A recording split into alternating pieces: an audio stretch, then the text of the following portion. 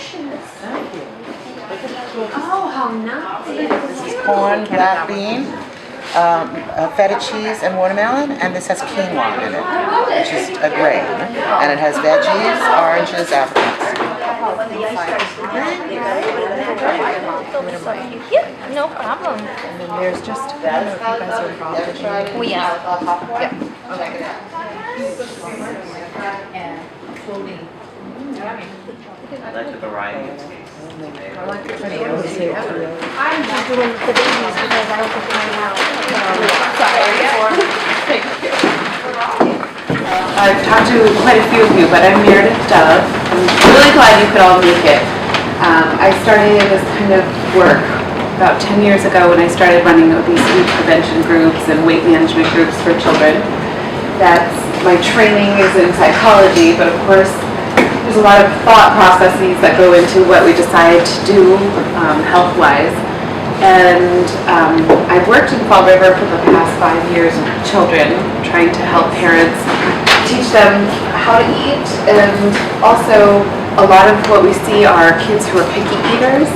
So kids who have maybe 5 foods that they eat, just breads and crackers and chips and cookies, and then their diets are worse and worse, and their parents are very concerned. So we try to help parents to learn different strategies. And then I started at UMass Dartmouth as a professor of psychology there and wanted to start looking at the younger population, because now we know that ages 2 to 5-year-olds have a 20% obesity rate. So 1 out of every 5 children ages 2 to 5 now are obese or overweight. And so there's been more attention to helping that age group to help get them on the right track, because they're 5 times more likely to become adults who are obese. If they're at that age already obese, then it's likely that they will be having problems later. Then in the meantime, I've also had my own child, who I know is a very picky eater. He's 3 years old, and it's much easier to try to help somebody, but you work with toddlers or younger children, I think you know that it's not always that easy to have them just eat what you want them to eat. So we're going to talk about a lot of that today in terms of what we do to help, what is difficult for kids, but how can your sites actually promote health. So we'll see how that goes. Okay, so I'm Wendy Garcliffe. I know a lot of you. I'm from United Neighbors, and we're helping Meredith with this program. And I'm Marsha Picard. I work for an organization called Greater Fall River Partners for a Healthier Community, and I work as a school wellness coordinator, so anything that has to do with nutrition and physical fitness. And in the back is? I'm Dave Weed. I do my own videos here. And I'm helping Wendy and Marsha, but as you can tell, we're obviously taking some pictures and some video, so we'll put together a little video about this, and that'll help us teach other people some of the same things that you're learning here. We have conversations like this. We do parent cafes that are based on strength-based parenting. We did one actually for staff at Head Start last year, and we've done them in all the schools. We find that people talk much more comfortably when they're playing with something in their hands. So feel free to open Play-Doh, play with the Rubik's Cube, and use it as a way to make the conversation flow. Your markers on the table and the white paper. This is for you to take notes on, to write on if you want to add something to the conversation. It's also okay to doodle on it and play with it. Okay, we want you to be as comfortable as possible. So the way the cafe works is that we're going to do a little introduction at each table. Marsha's going to be facilitating at this table. Meredith will be here and I'll be here. And we're going to pose a question to the group. We'll talk about it. The facilitators are going to write down what you say right on this tablecloth. Then after 10 or 15 minutes of discussion, we'll go from table to table, hear what everybody has to say, and then we're going to ask you to mix up and go to another table so you're not constantly sitting with the same people, and we'll do 3 questions that way. Okay? Now, I'll tell you right now that I could fill the entire time talking, and it would be fine, except for it would be much more interesting if you talk. So please participate with us. So our first question, we have it posted over here. So what we're going to talk about is what's going on that's positive in terms of nutrition and physical activities in your setting? In here, there are lots of things that you might be doing that you might not be thinking of. So if you want to look at this as reference or to brainstorm, help you brainstorm, feel free. Well, every day they do. If they can't go outside, then they'll go to this room, yeah. So it's the everyday outside? What else? Well, we were part of the USDA, child, and she was surprised. It's a whole, say like curriculum. It is. Because it gives you different CDs with music on it, and it's dance. exactly. So it's like stir the soup, and it's like, what do we put in the soup? Potatoes, and that's one of the things. It's just like, it's like three. They take it. We haven't done it lately, but in the past it was like a Green Day, so it's all dressed like they had hats and they did broccoli. Like, what vegetable do you like? And like broccoli. It's lettuce. Like, it was just different vegetables, and they all went out in the middle of the hallway and started dancing. So that's yeah. Okay, they're encouraged. They have to take a little bit of everything on their plate. Doing one green meal. So, and we don't really have desserts. It's a rare thing. We have to. Yogurts and stuff like that. So, and they have to put it on their plates because we're also USDA is involved, so they have to work. Twice a week. So they call that no thank you portion. It's an no thank you portion. Which means to eat one bite of everything. No, they don't have to. They have to take it on their plate. Hopefully, if it gets introduced enough times, they may. Each of the tables, because we have 2 more questions we want to get to. Okay, so the question was, what are positive nutrition or physical activity practices currently in place in your setting?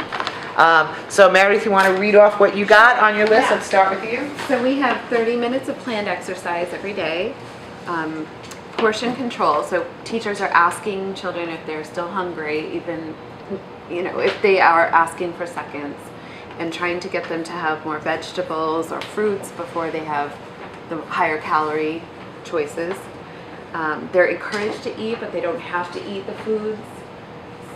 So it's cleaning your plate. There's no cleaning your plate, no threats, just a no thank you portion that they don't have to actually eat. And the teachers model and eat the same foods that the kids are eating, which is great. They're educating the children about food, so they're trying to get them engaged and learning about the food, whether it's a color or where it came from. They encourage the kids to use their own self-feeding skills, so learning how to use their own utensils, pouring their own drinks. They sometimes have fresh fruits or vegetables, maybe a couple times a month. Encouraged to have veggies as a second helping, I think I said that. And then sending nutrition handouts home to parents to get them sort of on board, ideally, with the nutrition that's happening at school. Great. A lot of things. Excellent. Marsha, what did your group come up with? Okay, 2 groups of the food and the physical education. They all comply with USDA regulations, which they pretty much have to, or they'd pretty much be in trouble. So they all do. Kind of would be looking for more in the way of fresh fruits and vegetables. They don't allow any snacks from home, which I think is a great idea, because we've seen schools where kids bring in things like a package of Skittles for their snack. It's like, really? And the child we heard the other day that brought in a can of frosting for the snack from home. Yeah, really? It's kind of like, that's a go with, like ketchup or mouth mustard. It's not a food. When they do have birthday parties, the family adults are allowed to bring in a cake for the party, but it's always a store-bought cake, because there's always that issue of, the cat's running all over the parents' counters, that they pat the dog and then they made the food and whatever. So there's still, we still need to look at that a bit, but the fact that everything has to be store-bought is good. On the other hand, you all have no birthday parties at all. If they have a birthday party at Head Start, the child gets a book, which then you don't get into the whole food issue at all. And both groups said all the cooking is done from scratch, so they know exactly, as far as the meals are concerned, so they know what's going into the food, which is always a good thing. The physical education, every day, 90 minutes of gross motor skills, which is great. They've got a, is it Word that's got the choosy room? No, it's you all that have the Actually, we have a choosy. choosy room too. You have a choosy room too. So choosy is evidently a character. I don't know, my youngest is 43, so I don't know. IMIL, have you heard of it? Oh, that's that, yeah. I am moving, I am Yes, learning, oh, that's yes, where absolutely. choosy comes from. Oh, okay, all right, I absolutely know that, yes, okay. So yes, and that's a room where they do a lot in the way of gross motor skills, working out. Dance, they have a dance, this was Word or Head Start that came in. Word has a dance teacher that comes in once a week, which is great. The music is a great way to get children to move. It's not about a recital, it's about, doesn't matter if it's the left foot or the right foot that they're on, as long as they're moving, that's really what it's about. And they tend to be more apt to move when music is playing, so that's a great connection. And also yoga. The students do yoga, which is great if the students start to get handsy and so forth. So good things going on with both Word and Head Start. Excellent. So we had, on the food side, it's also family style and everybody has to have a no thank you portion, so that encourages kids to try new things. They do things seasonally, so in the fall they do apple tasting and, seasonal fruits and vegetables. They try and have one fresh fruit snack for a lunch or a snack a week. They serve things like veggie sticks and cheese and crackers. There's a health advisory committee, right, that reviews the menu, and they do have some parent nutrition classes going on at Head Start. And they do say that kids eventually will eat some of the new foods. At first they might turn it down, but if you keep on offering, eventually they do get kids to eat. And on the physical activity side, they have a free play outdoors every day, and the I am moving, I am learning, and the choosy character, which we got to check out because we don't know who that is. They also had like color days when everybody had to come and be a broccoli and dress in green and be vegetables, which is kind of cool. And there was dancing connected to that. They have a gross motor room for indoor play that has hula hoops and parachutes and tunnels and balls that you can roll on top of. And they have a teacher who's a tap dancer who arranged to get tap shoes for all the kids. And they have tap dancing twice a week. And they're doing a performance on June 2nd with the kids all dressed up and tap dancing. So that's a really cool one. Excellent. Good job, everyone. So if you just move to another table, facilitators are going to stay. And we'll move on to the next question. Thank you. Try and sit with different people. That's what the goal is. Are some areas in which you feel your sight could improve? Okay, now it's always hard when you're sitting with your, superiors and things like that. We don't want this to be a preschool bashing, but we do want to recognize that, there are ways where we all can grow. Okay, so we want to really honestly hear what you think your sight can do to be better in terms of nutrition and physical activity. Okay, talk amongst yourselves. What would you like to see? So what would you like to... More fresh fruit. I was just gonna say that. I try once a week, but I wish it so was more. expensive and USDA doesn't reimburse it. But yeah, so more fruit and vegetables. Fresh. I personally like to see structured outdoor play.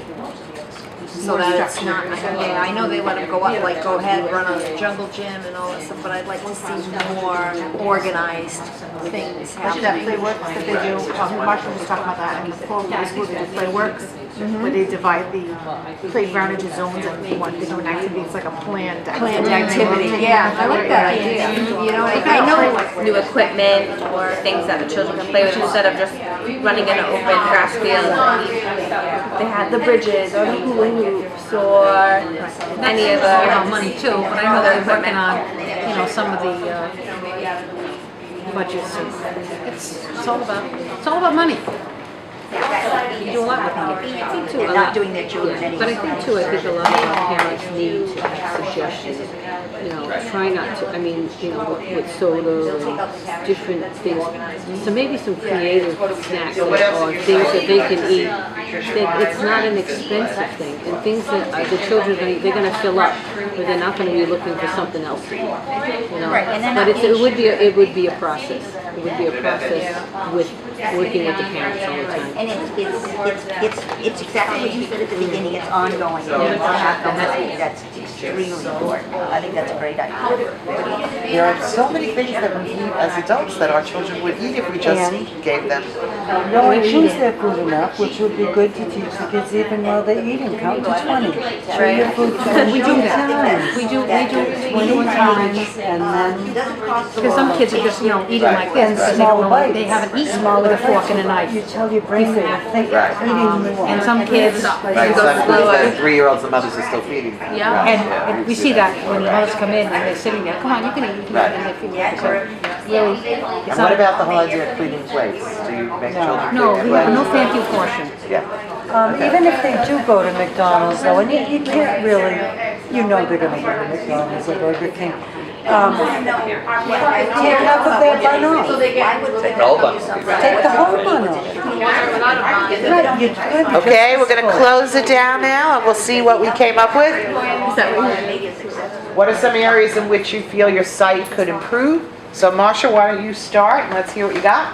There was a lot of very, very good conversation over here, but it all seemed to evolve around what you had said right at the very beginning about ongoing parent nutrition education, because they can do everything they want to do during the day in the way of role modeling what they're having for lunches and so forth. But if the family adults at home are, grabbing the McDonald's for dinner, then it's pretty much all for naught because they're not learning. So it's the ongoing parent nutrition education, which is how to shop, how once you buy these items, how do you cook them? How can you do it reasonably? How can you do it practically? How can you cook something that's easy to make, doesn't cost a lot of money, tastes good, and is good for them? Again, and food education for the students too. You were talking about that what's good for you should be something. It should be a component of the school day as far as the students are concerned too. I liked also what you said too. Is this the knee-jerk reaction of birthday cake is bad, so you shouldn't have any birthday parties, so all the birthday parties go out the window, and it's pretty much, it's not all or nothing, that you could still celebrate a birthday, and it might be with food, but it might be with cubes of watermelon. Or you were saying you can cut up watermelon to look like pieces of cake. You could stick carrot sticks in it to look like candles. There's still ways to make it look like a cake that doesn't have to be a cake. So it doesn't have to be that, oh, we can't do that birthday party, that's terrible, that's evil. So, but yeah, a lot of nutrition education, both for the children and the family adults. Great. Meredith? Okay, so we had ideally more fresh fruits and vegetables being served. Another idea was to have more organized play, so structured activities that the kids could do and add that on to the unstructured play. We talked about, they've been part of the I Am Moving, I Am Learning for over almost 10 years, but ideally having some revitalization or someone to come out and sort of help the staff get on board with those recommendations. More nutritious snacks, so we talked about, there's lots of processed foods like goldfish and crackers, but some more healthy options for snacks. Staff helping to model eating some of the healthy foods. More parent involvement. We had a lot of discussion about how to get them to help their kids get more exercise outside of the sites, or even using different kinds of healthy options for food at home. And more freezer space for frozen vegetables. Cool. That's interesting. Okay, so we had a bunch of things, we were all over the paper. Teaching kids to chew better 20 times and to eat in smaller bites rather than just shoving things into their mouth.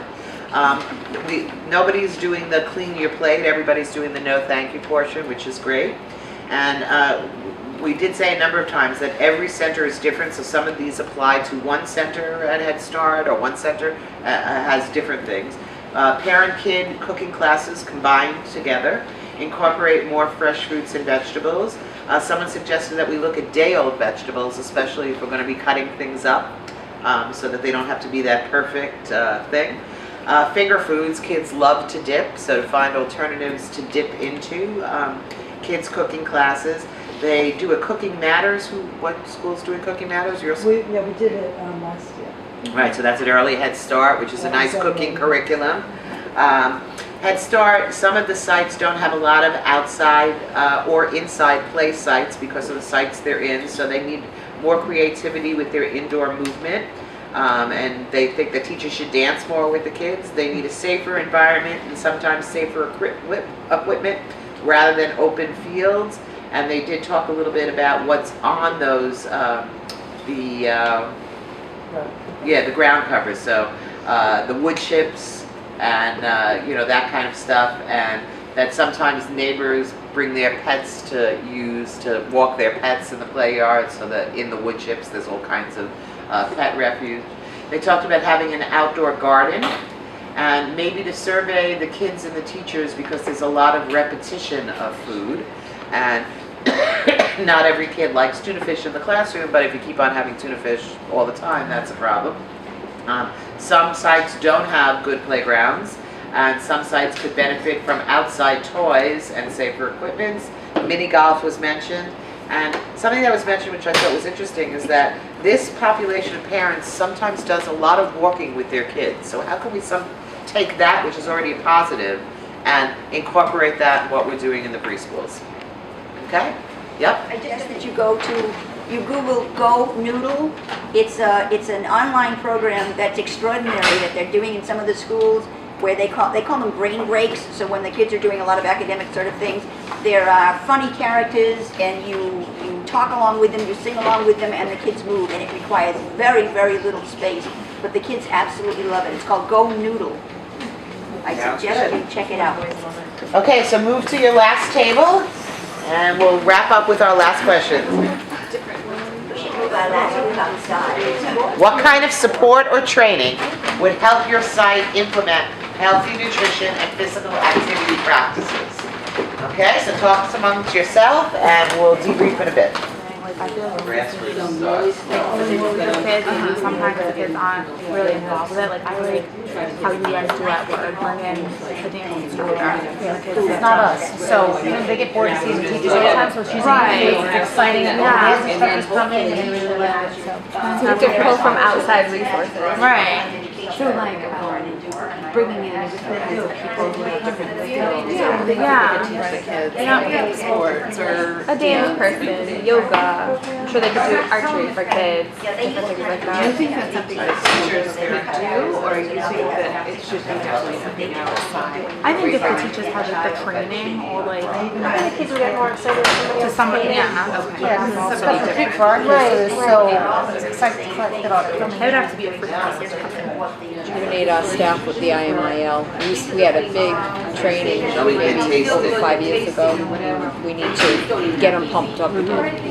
Now it's I am moving, I am learning, or the other way around. I always get it wrong. I am learning. I am moving, I am learning. It's actually a grant that I worked with several years ago. Under that program, built the room that's on not on Robeson Street. Aldridge. Yeah. With the mirrors and all along that stuff. Yeah, that's not the room anymore. Yeah. I know. Okay. Yeah, but that was a good program. Yeah. You know, like touch your shoulders and like you know we're doing all like you know just like and we're all and then at the end of it we're all like laughing because of course we can't do half of it.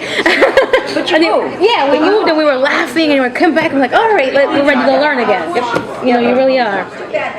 The one thing that I know for certain is that it's not good enough to say that there's bad parenting. I mean, we have to recognize that there's bad parenting, and then we have to do something to help those kids. Right, and I also don't think a lot of parents realize what is happening to their kids by taking them out. Right, and I think the first thing you started with, parental education, I think that's part of it too. It's not just, you know, that you have to go to school. We have to explain to parents why you have to go to school and what kids learn in school.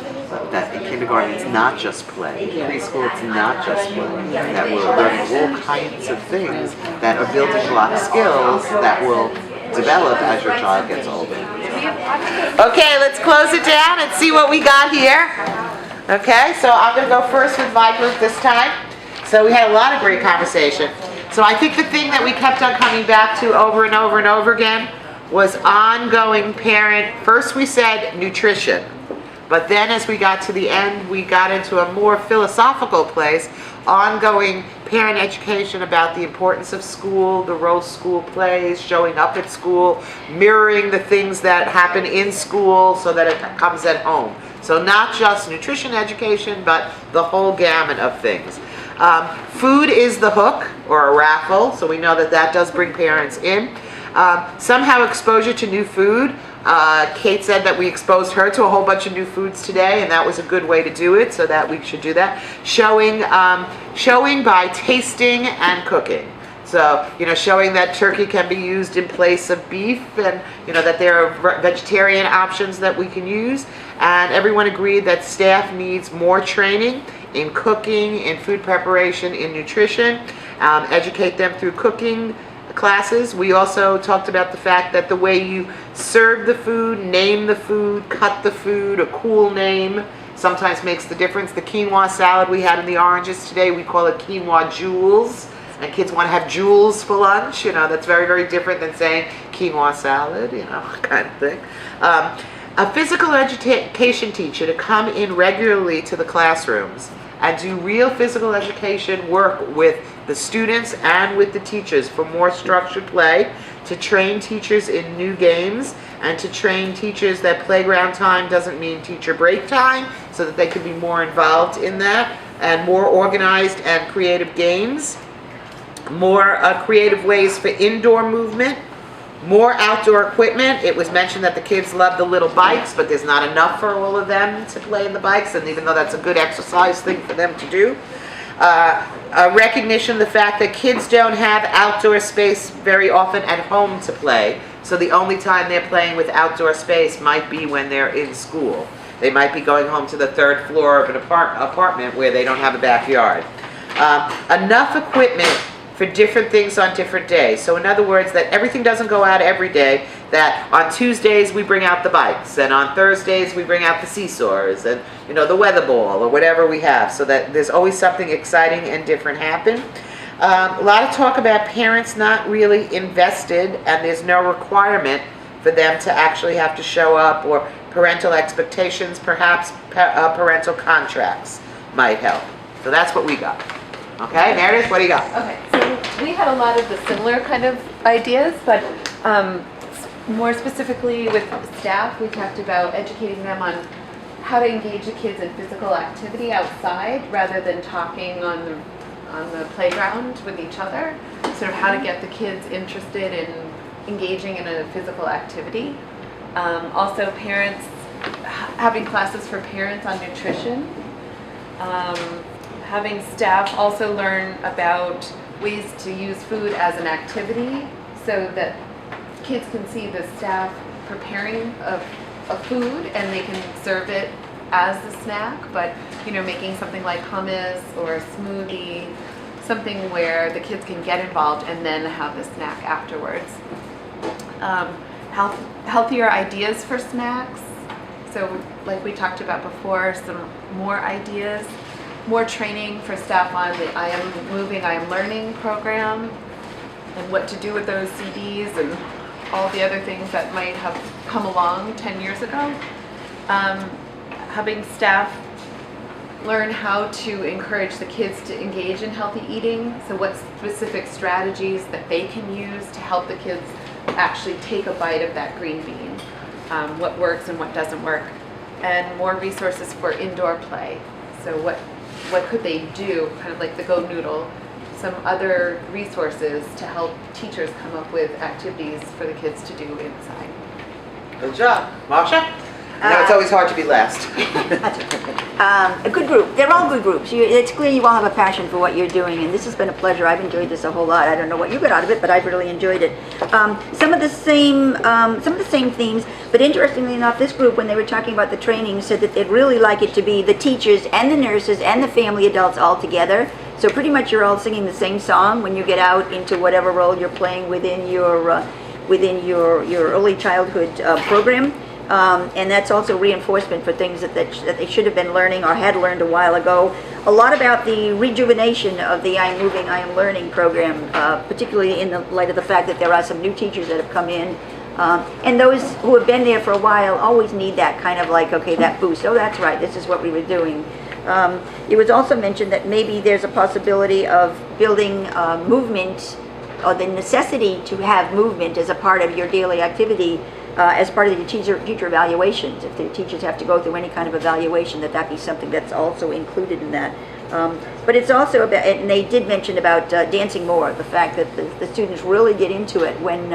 When we were doing programs with Head Start a while ago, there was a gentleman there named Corey who's not there anymore, and they were talking about, he was great. He just got everybody involved in the program. He was so motivational.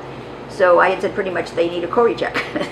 You'd have Corey come back in and do another Corey check, because it's that inspirational person that's going to be there saying, you know, this is a good thing to do. Not only a good thing to do, but it's fun to do. And as a teacher, it just lightens your day too, because you're doing something that you could clearly enjoy, and the students are getting something out of it. So that's it's reciprocal. It really is.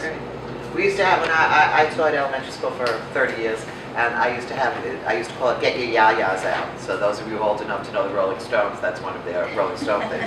But what we would do is that everybody would get up and you would move as crazy as you could. Your feet, you had to move both hands, both feet in the classroom.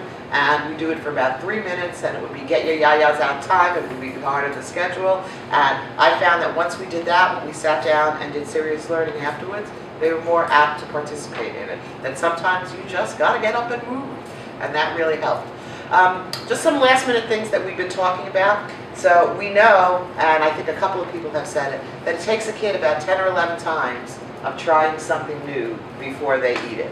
So that means that you have to be pretty tough about it. You have to keep on offering it, and you have to keep on offering it in many different varieties. In a soup, cut up, whole, on a cracker, you know, whatever way you can think of, to be able to get kids to change what they eat. We also should be cognizant of the fact that you have these kids for 2 meals a day, and their third meal is probably pretty carbohydrate strong. So we should think about that when we're planning what we're going to do for breakfast and lunch, because we know that dinner is probably not nutritionally balanced. So that we have to sort of try and make up for that. Anything else you wanted to add, Meredith or Masha? Yeah. One of the things that we've used at the Fernandez Center for kids who are picky eaters is to try to help them with just starting to touch a food, smell it, put it to their lips. You know, if they can do any of that, that's better than what they started with. So they don't necessarily have to eat it if they're afraid of it, or they're not feeling like it's going to be a good food, but at least doing something with it. So even the no thank you bite is great, but if we can get them, sometimes it sounds like they might have it on their plate and that's it, but if they can do something with it, you know, touching, tasting, smelling, take a bite and even put it down, that's okay. I know it doesn't look pretty, but at least they're interacting with the food in some way. And if we could get staff to model that, that's even better. But, you know, even a staff member who doesn't like a green bean can show a kid, I don't really like that, but I'm going to touch it anyway. Cool. Masha? I should say, in the combinations of food too, and a perfect example is the extraordinary lunch, I think, that Wendy made over there. And there were things, she had mentioned she was going to put radishes in one of them, and I'm thinking radish has a little bit of a bitter taste, and I wasn't so sure that it would be something that children would like. But she's got mangoes in with it, something else. I'm thinking, you don't even taste the radish. So this whole knee-jerk reaction from maybe some of your colleagues, oh, they'll never eat that, they'll never eat that. Well, that cauliflower popcorn was really good. And the beans and the corn and all, it's good. And there's no sugar, there's no added sugar in anything that she made today. Nothing at all. And the only salt was in the cauliflower. There was no salt in anything else either. That's it. So that's a perfect example. And I think it has an awful lot to do with how pretty everything looked and how funky it looked, the things on the skewers and all. I think you were saying to a couple of people before, as we've said before, when you go into a restaurant and the server brings you whatever the meal is, what's the first thing you say? You don't say it tastes good. What do you say when you see something? Doesn't this look good? And so it's the old you eat with your eyes, and you really do. So instead of saying, okay, you know, here's whatever, if you serve it, even you were talking about serving things almost like family style, and then she said, you know what, let's cut out the oranges, cut them in half, and put the quinoa jewel salad in there. It just looks so pretty. It's so colorful. And the little cups that I bought those at the dollar store, and I got 50 of those cups for $1. And they are washable. I mean, they're made to be thrown out, but I've used them over and over again. And that little shot glass size is really a cute way. Kids sort of like things when they are little. I know that sometimes kids don't like things that are mixed. We used to call them in my family fugitives, when the green beans gets into the, the mashed potatoes kind of thing. And what we found also is sometimes the divided plates really help, because it allows kids to put things in separate sections. Dave, do you have any last minute wisdom before we move on to our last activity? No, I was really energized by this whole event here, and I think people really should give yourselves a round of applause for all the terrific ideas that you shared here. This is wonderful. And you're going to talk about other opportunities to get together? Well, what we'd like to do is, first we're going to have you write a couple of ideas that you might think of trying in your site. So actually from what we generated today, what are some of the practices or new strategies that you might actually be able to implement, whether it's on your own or with help from your director or other staff members. And then we're going to send that letter to you. Right, you're going to address the envelope to yourself. You're going to put the letter in the envelope, seal it, address it to yourself, and I'm going to mail it to you in about 30 days. So just when you've forgotten everything that we did today, you're going to get this envelope in the mail, and don't freak out because it's addressed in your handwriting. Okay? And it will be sort of a reminder of some of the things we talked about that you might have forgotten by the time we get there. And then in the fall, when you're back in session, or most of you are back in session, we'd like to meet again to see how did that go, or is it still possible? Have you implemented it? Would you still like to implement it? Are there ways that we need to try to help you with doing that? So sort of like a follow-up and understanding where are you at now and what do you need in terms of help or support to actually get that off the ground. And there are a couple of things that were mentioned that I think that partners might be able to help with. I think we might be able to help with the phys ed teacher training, right?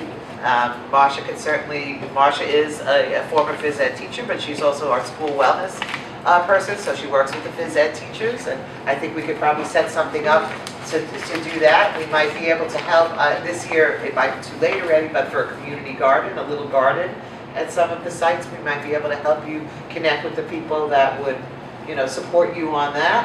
And we certainly can help you with some nutrition cooking classes through our UMass Nutrition Extension Program or through one of the hospital nutrition programs.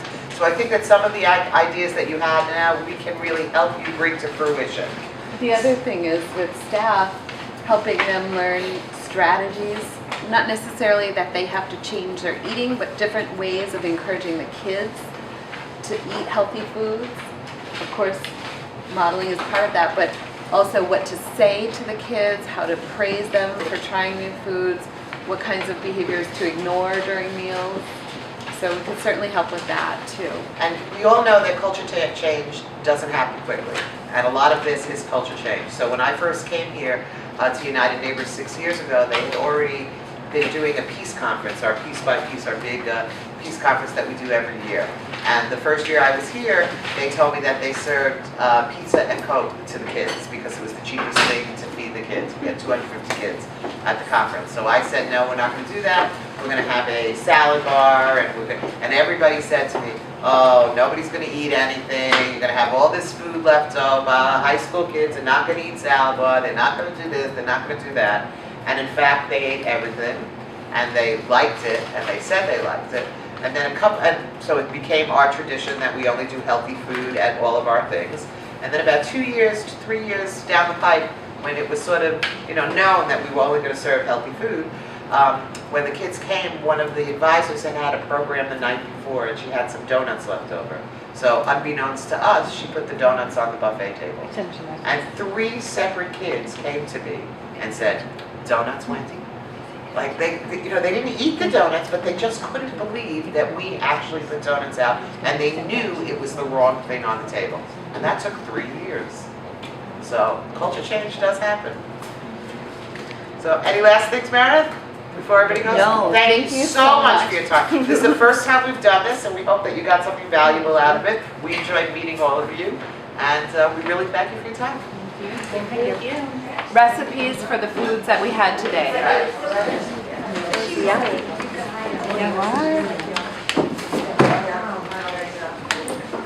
Yeah. You're welcome. Should be right.